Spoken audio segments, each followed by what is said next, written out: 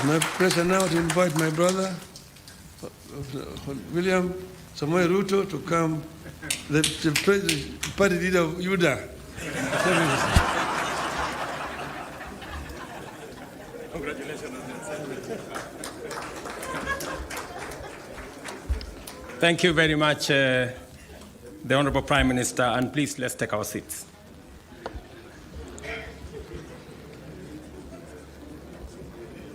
Your Excellency, Raila Amolo Odinga, Prime Minister of Kenya and party leader of my former party.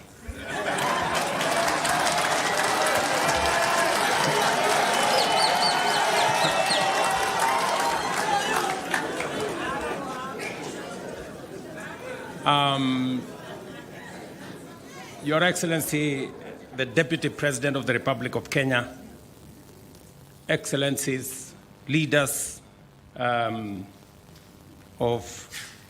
both UDA and ODM, distinguished ladies and gentlemen, good afternoon. Hamjambo. I want to associate myself with the comments that have already been made by my elder brother, Raila Odinga, on the journey that we have come as our two political formations. When His Excellency Raila Odinga decided to run for the position of Africa Union Commission Chair, it was obvious to me that, number one, as a citizen of this country, I owed him support. And it was also clear to me that knowing him as a Pan-Africanist, as a leader with experience, and that he had immense understanding of issues Africa, he qualified for not just my support, but that of the government of Kenya. And that is why we went out of our way to support his candidature. As he has said, there were many propositions about his candidature. There are those who said my support for Raila Odinga was so that I could exit him from the stage. But there are those also who told me that by supporting the Honorable Raila Odinga and by him being the chair of Africa Union, I will be empowering him so that he can come and compete with me. And I had a very clear answer to them that my support for Raila Odinga is not conditioned on him supporting me or him surrendering his aspirations for whatever reason. It was very clear to me that this support was deserved as a Kenyan. And I said then, and I will say again, that the Honorable Raila Odinga was a great candidate. He went out of his way. He ran a beautiful campaign, and I'm very proud of his candidature. The outcome notwithstanding.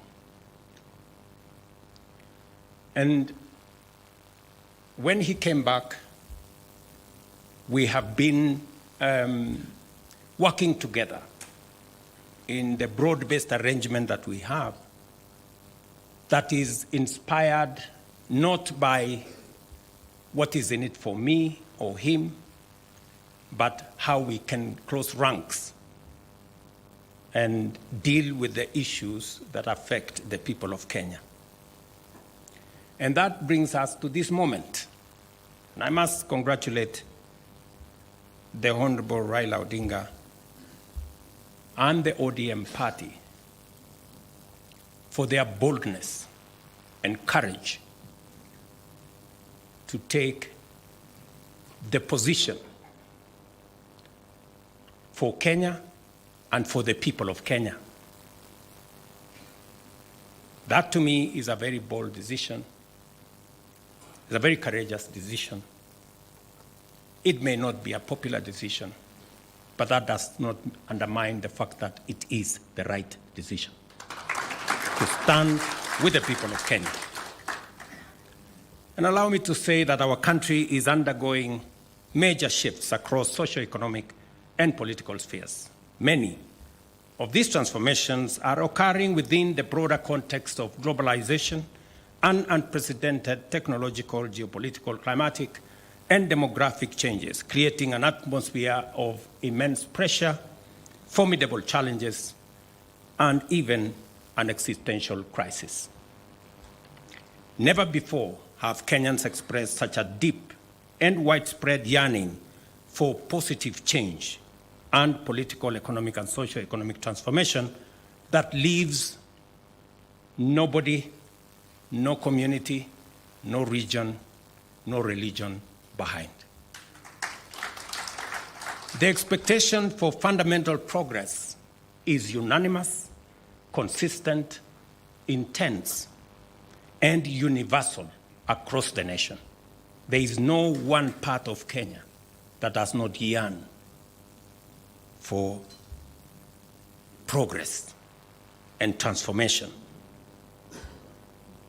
These aspirations, grounded on our nation's enduring character of boldly pursuing freedom, democratically managing our diverse interests, and engaging progressive institutions such as a clear notice for all of us that the time has come for us to seize this historic opportunity, unite more strongly than ever before, and deliver meaningful change to the Kenyan people. We undertake this commitment with the understanding that while our political parties may differ in strategy, we share a common goal: to build a united, secure, and prosperous Kenya under a government that is capable, committed, and willing to ensure abundance and opportunity for all without exception. This realization has enabled Kenya's largest political movements to engage constructively, recognizing the unique opportunity before us.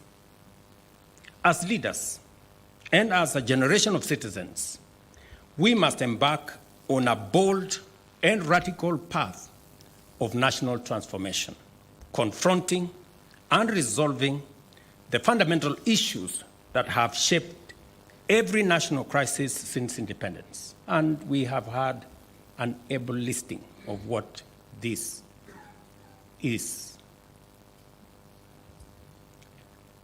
This is the path towards the promised land where freedom and opportunity are guaranteed for all. We recognize that this moment is unlike any other. It is not enough to merely identify systemic and structural obstacles that have denied generations a fair chance to achieve their aspirations. More importantly, we must rise above political differences and embrace a higher vision of the Kenya we all deserve.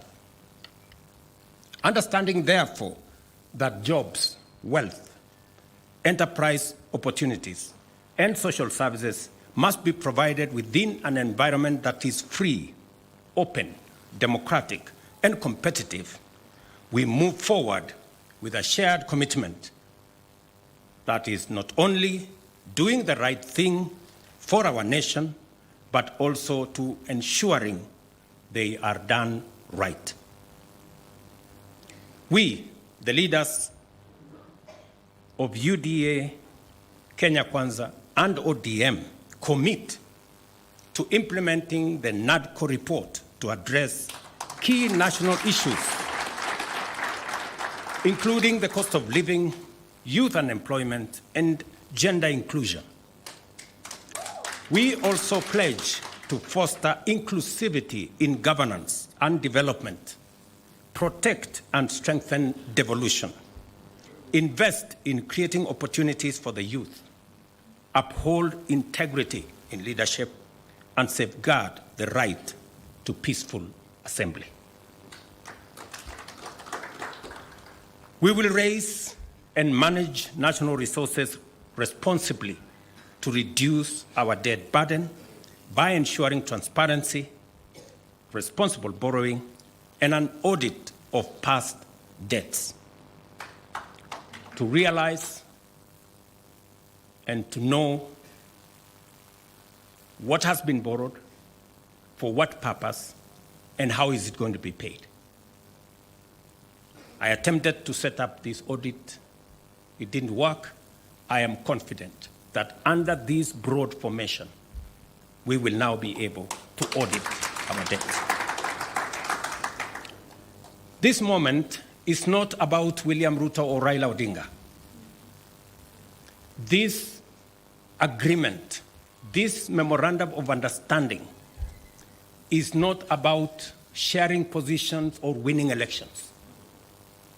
It is about the people and the interests of Kenya.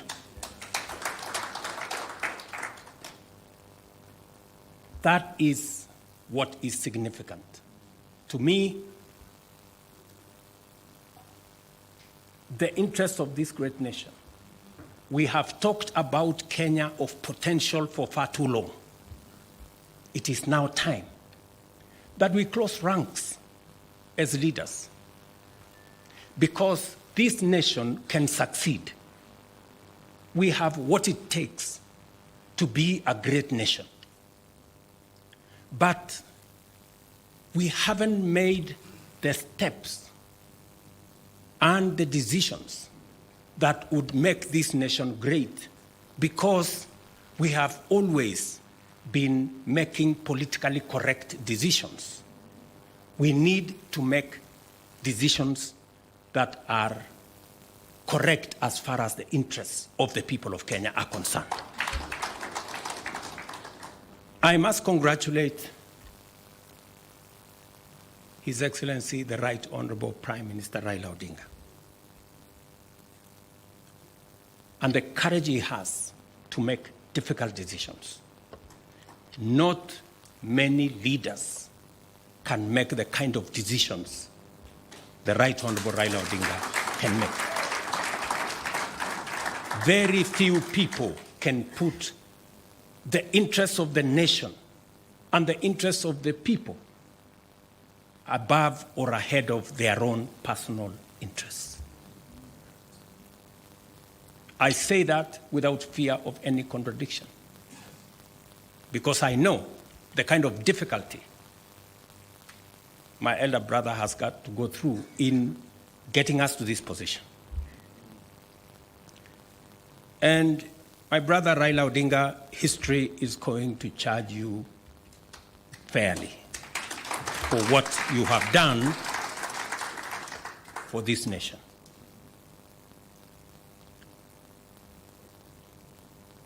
Immediately after the elections, several months after the elections, I called my brother and I told him, "You have been my party leader. You have been my senior. Today, by God's grace, I'm president. I want you to be treated well.